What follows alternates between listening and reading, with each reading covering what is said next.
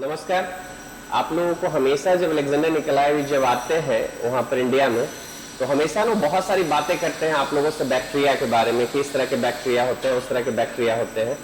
तो बहुत सारी चीजें ना जो आपको सुनाई भी पड़ता है और आपको समझ में भी नहीं आता है कि उसके बारे में क्या है।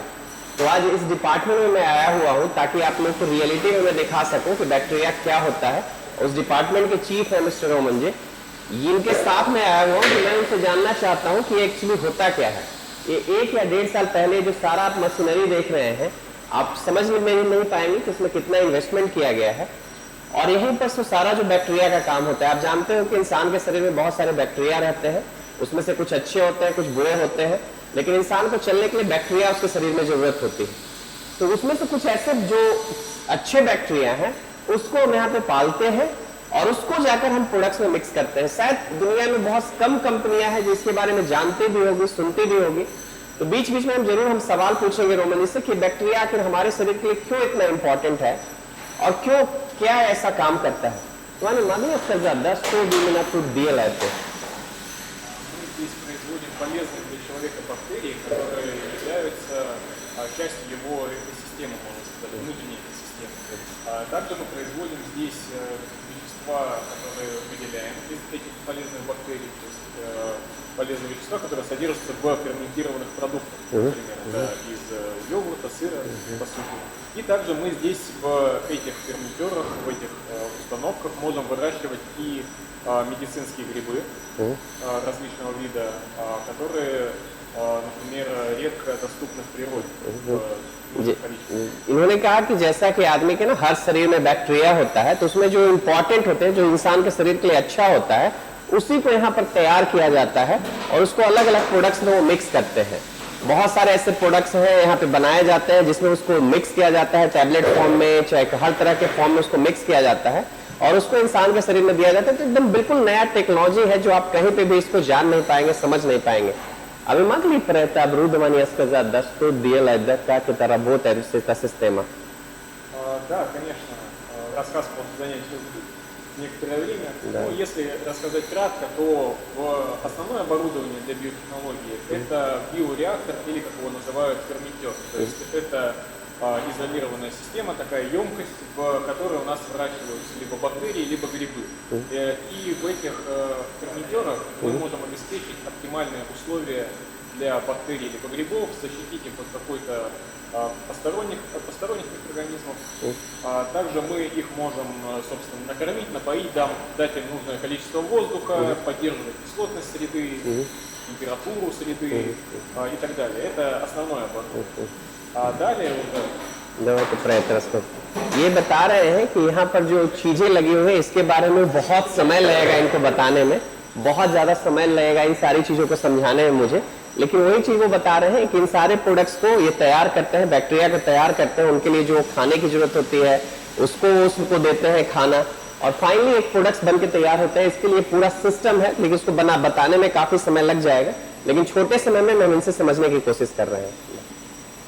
Далее, для того, чтобы, например, бактерии получить в очень концентрированном виде, чтобы их было очень много в одной небольшой капсуле, мы их концентрируем. То есть для этого используются высокоскоростные центрифуги, на которых бактерии крутятся и образуется такая бактериальная паста, которая в дальнейшем уже смешивается со специальными защитными компонентами среды, чтобы бактерии выживали.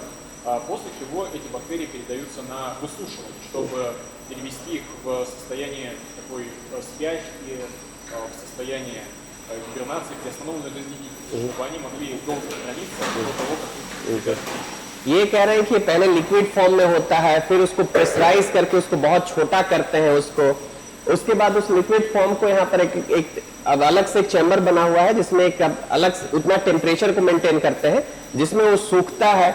सूखने के बाद उसको पाउडर फॉर्म में वो तैयार करके फाइनली उस बैक्टीरिया को सप्लाई करते हैं, जो कि अलग अलग प्रोडक्ट्स में वो सप्लाई किया जाता है. Ну, просто круто.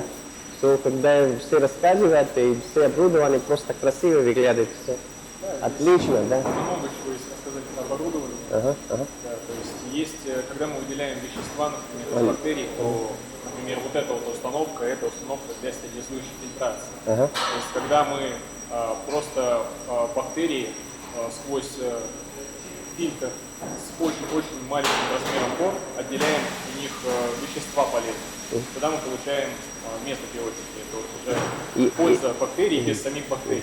ये कह रहे हैं कि ये फिल्टर है, इसमें भी सारे उस बैक्टीरिया के थ्रू में इसको करने से उनको कुछ बेहतरीन तरीके से बनाने में जो फिल्टर है वो उनको मदद करता है।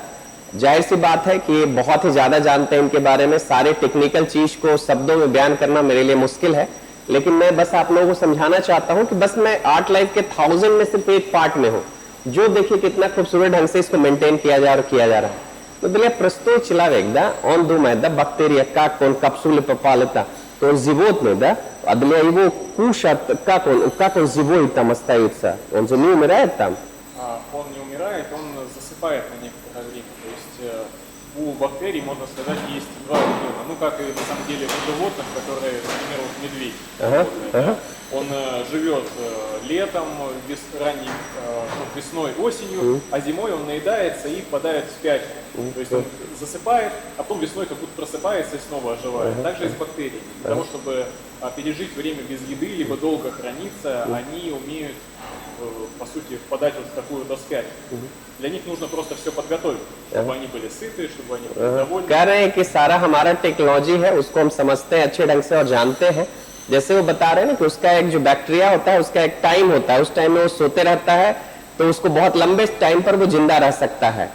तो अलग अलग उसकी सिस्टम है जिसको लिए उनके खाने पीने सबकी व्यवस्था इनके सिस्टम के थ्रू उसको की जाती है ताकि वो बैक्टीरिया मरे नहीं और लंबे समय तक उसका इफेक्ट हो.